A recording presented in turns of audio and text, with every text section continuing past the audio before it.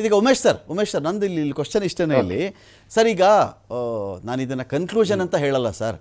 ಚಪ್ಪಲಿ ಹಾಕೊಂಡು ಹೋಗಿದ್ದೆ ಅಂತ ಒಬ್ಬ ಆರೋಪಿ ಹೇಳಿದಾಗ ಮನೆಗೆ ಹೋಗಿ ಶೂ ರಿಕವರಿ ಮಾಡ್ಕೊಂಡು ಬರೋದು ಇದೆಯಲ್ಲ, ಇದು ಯಾಕೆ ಅಂತ ಒಂದು ಪಂಚನಾಮೆಯನ್ನು ಕತ್ಲೇಲಿ ಮಾಡ್ಕೊಂಡು ಬಂದಿದ್ದಾರೆ ಅಂತ ಕೂಡ ನಾಗೇಶ್ ಅವರು ಹೇಳಿದ್ರು ಸರ್.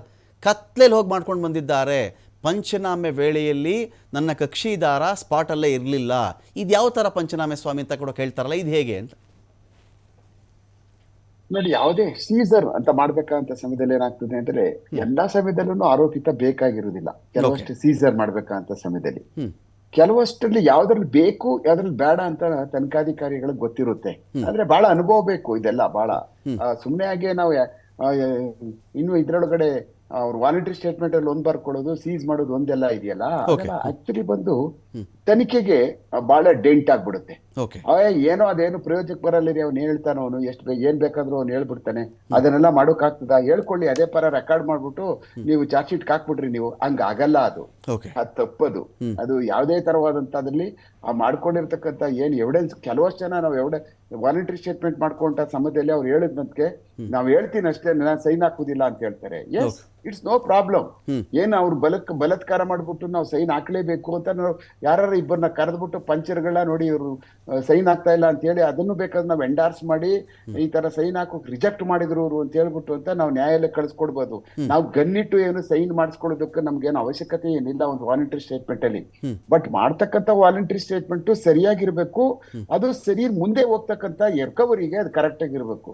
ನಾವಿಲ್ಲಿ ಚಪ್ಪಲಿ ಅಂತ ಬರೀದು ಅಲ್ಲೋಗ್ಬಿಟ್ಟು ಶೂ ಮಾಡೋದು, ನಾವಿಲ್ಲಿ ಚಾಕು ಅಂತ ಬರೀದು ಅಲ್ಲೋಗಿ ಮಚ್ ಸೀಸ್ ಮಾಡೋದು, ಇದೆಲ್ಲ ಪ್ರಾಸಿಕ್ಯೂಷನ್ ಅಲ್ಲಿ ಆರ್ಗ್ಯೂ ಮಾಡತಕ್ಕಂಥ ಸಮಯದಲ್ಲಿ ಬೇಲ್ಗಳಿಗೆ ಇದೆಲ್ಲ ಬಹಳ ಸುಲಭವಾಗಿ ಏನೋ ಇದು ನಡೆದಿದೆ, ಇದು ಸರಿಯಾಗಿ ಮಾನಿಟರ್ ಮಾಡ್ಲಿಲ್ಲ ಅಂತ ಅನ್ನುವಂತ ಒಂದು ಮನೋಭಾವನೆಗೆ ಬಂದ್ಬಿಡುತ್ತೆ. ಕೋರ್ಟ್ಗಳು ನಿರ್ಣಯಕ್ಕೆ ಬಂದ್ಬಿಡ್ತವೆ. ಹೌದಲ್ವಾ, ಇದು ಒಂದಕ್ಕೊಂದು ನಿಂಕೆ ಆಗ್ತಾ ಇಲ್ವಲ್ಲ ಇದ್ರೊಳಗಡೆ. ಯಾಕೆಂದ್ರೆ ಈ ತರ ಎವಿಡೆನ್ಸಸ್ಗಳು ಈ ತರ ಆಚೆ ಬಂದಾಗ ಜೋಡಣೆಗಳು ಎಲ್ಲೆಲ್ಲಿ ತಪ್ಪು ಮಾಡಿದೀವಿ ಅನ್ನುವಂಥದ್ದು ಬೇಲ್ಗಳಲ್ಲಿ ಆಚೆ ಅವ್ರು ವಾದಗಳು ಮಂಡಿಸ್ತಾ ಇರುವಂತ ಸಮಯದಲ್ಲೇನೆ ನಾವ್ ಎಷ್ಟರ ಮಟ್ಟಿಗೆ ಎಡವಿದ್ದೀವಿ ತನಿಖಾಧಿಕಾರಿಗಳು ಅಂತ ಗೊತ್ತಾಗ್ಬಿಡ್ತದೆ.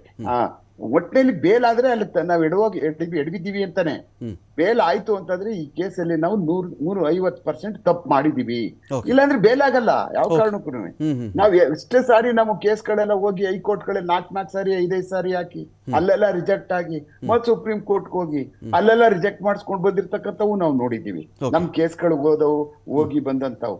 ಬಟ್ ಆ ಕೇಸ್ನ ಯಾರು ಮಾಡ್ತಾರೆ ಅನ್ನೋದು ಇಂಪಾರ್ಟೆಂಟ್. ತನಿಖಾಧಿಕಾರಿ ಅದನ್ನ ಯಾರು ವಾದ ಮಾಡ್ತಾರೆ ಅಂತ ಅನ್ನುವಂಥದ್ದು ಎರಡನೇದು ಬಹಳ ಮುಖ್ಯ ಅಂಶ. ಅದು ಯಾರು ಬೇಲಿಗೆ ಬಂದಿದ್ದಾರೆ ಅಡ್ವೊಕೇಟ್ ಯಾರು ಅನ್ನೋದು ಇಂಪಾರ್ಟೆಂಟು. ಆಮೇಲೆ ಎಷ್ಟು ಚೆನ್ನಾಗಿ ಆ ತನಿಖಾಧಿಕಾರಿ ಎಲ್ಲರೂ ಸಹ ಈ ಒಂದು ಡಿಫೆನ್ಸ್ ಸೈಡ್ನವ್ರಿಗೆ ಒಂದು ಸಣ್ಣ ಸುಳಿವು ಸಹ ಇಲ್ದೇ ಇರೋ ತರ ಅವನು ಲೋಪದೋಷ ಇಲ್ದೇ ಇರ್ತಕ್ಕಂಥದ್ದು. ಅಕಸ್ಮಾತ್ ತನಿಖೆ ಮಾಡ್ಬೇಕಾದ ಸಮಯದಲ್ಲಿ ಹಲವಾರು ಲಿಂಕ್ಗಳು ಮಿಸ್ ಆಗೋಕ್ ಹೋಗ್ತವೆ. ಅದನ್ನ ತನಿಖಾಧಿಕಾರಿ ಅದನ್ನ ಪ್ಯಾಡ್ ಅಪ್ ಇನ್ವೆಸ್ಟಿಗೇಷನ್ ಅಂತ ಇದೆ ಅದ್ರೊಳಗಡೆ, ಅದನ್ನ ಮಾಡೋಕೆ ಒಂದು ಅಧಿಕಾರ ಇರ್ತದೆ. ಇಲ್ಲ ಅಂತಂದ್ರೆ ಯಾಕೆ ಲಿಂಕೇ ಸಿಕ್ಕುದಿಲ್ಲ. ಆ ಕಾರಣಕ್ಕೋಸ್ಕರನೇ ನಾವುಗಳು the interest of the case ಅದು ಅವನು ಮಾಡಿದರೆ ಅದರಲ್ಲಿ ಇದರಲ್ಲಿ ಭಾಗವಹಿಸಿದ್ದಾರೆ ಅಂತ ಅನ್ನುವಂಥದ್ದು ನಮ್ಮ ಪೂರ್ಣ ಪ್ರಮಾಣದಲ್ಲಿ 100ಕ್ಕೆ 100ರಷ್ಟು ಗೊತ್ತಾದ ತಕ್ಷಣನೇ ಅವನು ಹೇಗೆ ಇದನ್ನ ನಾನು ಎವಿಡೆನ್ಸ್ ಗಳನ್ನ ಇರ್ತಕ್ಕಂಥವನ್ನ ಹೇಗೆ ಜೋಡಿಸ್ಬೇಕು ಅಂದ್ರೆ ಬಹಳ ತುಂಬಾ ಚೆನ್ನಾಗಿ ಸ್ಟಿಚ್ ಮಾಡ್ಬೇಕಲ್ಲ. ಅದ ನೀವು ಸುಮ್ಮನೆ ಯಾರೋ ಕೊಟ್ಬಿಟ್ಟು ನೀವು ಒಲಿರಿ ಅಂತ ಅನ್ನುವಂಥದ್ದು ನಾನು ಎಷ್ಟು ಚೆನ್ನಾಗಿ ಅದನ್ನ ಸ್ಟಿಚ್ ಮಾಡ್ಕೊಂಡು ಹೋಗ್ತೀನಿ, ಬಹಳ ಇಂಪಾರ್ಟೆಂಟು.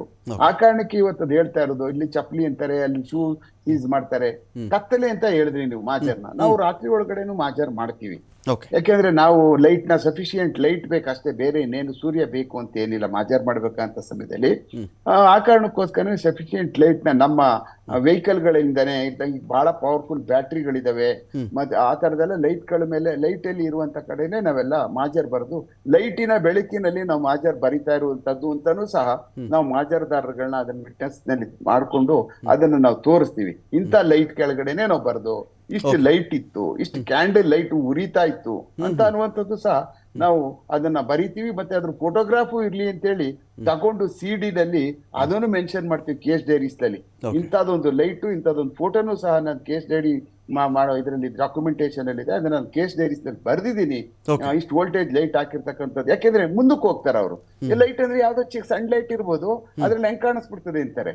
ಆವಾಗ ನಮ್ಗೆ ಬೆಬೆ ಅನ್ಬಿಡ್ತೀವಿ. ಅದಕ್ಕೆ ಏನ್ ಮಾಡ್ತೀವಿ ನಾವು, ಯಾವ ಲೈಟ್ ಹಾಕಿದೀವಿ ಅನ್ನೋ ಸಿಡಿಲ್ ಬರ್ದಿದೀವಿ ನೋಡಿ ಸರ್.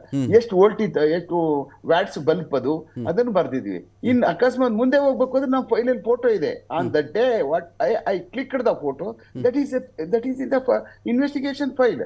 ಈ ತರ ತನಿಖಾಧಿಕಾರಿ ಮಾಡ್ಕೊಂಡು ಹೋಗ್ಬೇಕು. ಮುಂದೆ ಈ ತರದ ಬರ್ತವೆ, ಈ ತರ ಕೇಳ್ತಾರೆ ಅಂತ ಅನ್ನುವಂಥದ್ದಾದಾಗ ಮುಂದೆ ಒಂದು 3 ಹೆಜ್ಜೆ ಹೋಗಿ ಆ ಇನ್ವೆಸ್ಟಿಗೇಷನ್ ನ ಬಹಳ ಚೆನ್ನಾಗಿ ಪ್ಯಾಡಪ್ ಮಾಡ್ತಕ್ಕಂಥ ಅದ್ಭುತ ಕಲಾಕಾರಿಕೆ ಇದ್ರೆ ತುಂಬಾ ಡಿಫೆನ್ಸ್ ಸೈಡ್ ನವರಿಗೆ ಕಷ್ಟ ಆಗ್ತದೆ. ಓಕೆ.